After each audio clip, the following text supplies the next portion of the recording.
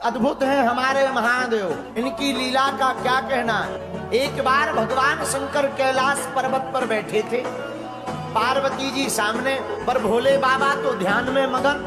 नारद जी पहुंच गए। नारद जी पार्वती जी को उकसाते हुए बोले, मैया आप तो भोले बाबा को बहुत मानती हो, भोले बाबा भी आपको मानते हैं, पर तुम्हें भोले बाबा के सभी रहस्यों का पता नहीं होगा। पार्वती जी बोली, नारद जी हम तुम्हें जानते हैं, एक दूसरे में लड़ाई फंसाकर मजा लेने का तुम्हारा पुराना काम है। नारद जी बोले, मैया हम बातें ना बना रहे, सच सच बतावे, भोले बाबा जो गले में मुंडों की माला पहनते हैं तुम्हें पता है वो किसकी है? पार्वती जी बोली, हमें पता नहीं है। नारद जी बोले, तुम्हें तो फिर ये भी पता नहीं होगा कि भस्म किसकी रमा है? पार्वती जी बोली, ये भी हमें पता नहीं है। तो नारद जी बोले, भैया फिर तो एक और बात तुम्हें पता नहीं होगी। बोले क्या? बोले इनकी पहले भी एक शादी हो चुकी है। पार्वती जी बोले, हाँ। नारद जी बोले, तो? पार्वती जी बोले, बताओ वो कहाँ रहती? नारद जी बोले, हमें उसका ठिकाना तो पता नहीं है, भोले ही बाबा से पूछो, अपन तो जय चले श्रीमन नारायण नारायण। नारद जी चले गए।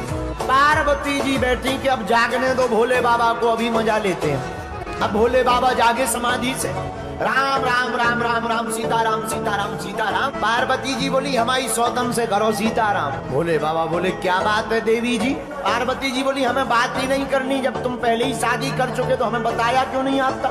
भोले बाबा बोले, देवी जी एक बात बताओ, नारद जी तो नहीं आए थे? पार्वती जी धीरे से हिला के बोली, हाँ वो आए तो थे। शंकर जी बोले, तब तो कुशल है, बातों से काम चल रहा। ये जहाँ भी जाते हैं सीधा लट्ठी उठवा देते हैं। बोलो जय हनुमान जी की। क्या हो गया, आप क्यों नाराज बैठी हो? पार्वती जी बोली, महाराज हमने सुना आपकी पहले शादी हो चुकी। भोले बाबा बोले, सही बात है।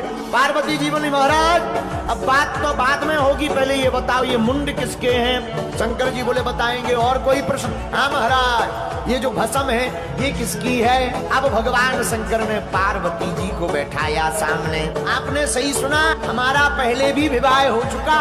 किसके साथ महाराज? मुस्कुराते हुए त्रिभुवनपति भूत भावन महादेव बोले, देवी हमारा विवाह किसी और के साथ नहीं, तुम्हारे ही साथ हुआ।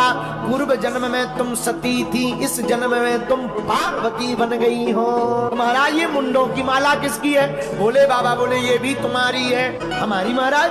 हाँ, जितने मुंड हैं इतनी बार तुम जन्म ले चुकी, शरीर त्याग चुकी, और हम तुमसे इतना प्रेम करते कि जब भी तुम शरीर त्यागती हो तुम्हारे मुंडों की माला बनाकर हम अपने हृदय के पास सदा रखते हैं। पार्वती जी बोली, महाराज केवल हम ही भर गए, आप एक भी बार गायब नहीं भय। भोले बाबा बोले, देवी जी हमने अमर कथा को सुन रखा है, और जो अमर कथा को सुन लेता है वो फिर अमर हो जाता, मरता नहीं है। बोलो जय बजरंगबली। अच्छा, पर तीसरी बात नहीं बताई महाराज, ये भस्म किसकी है? भोले बाबा बोले, दो लोगों की। कौन कौन की?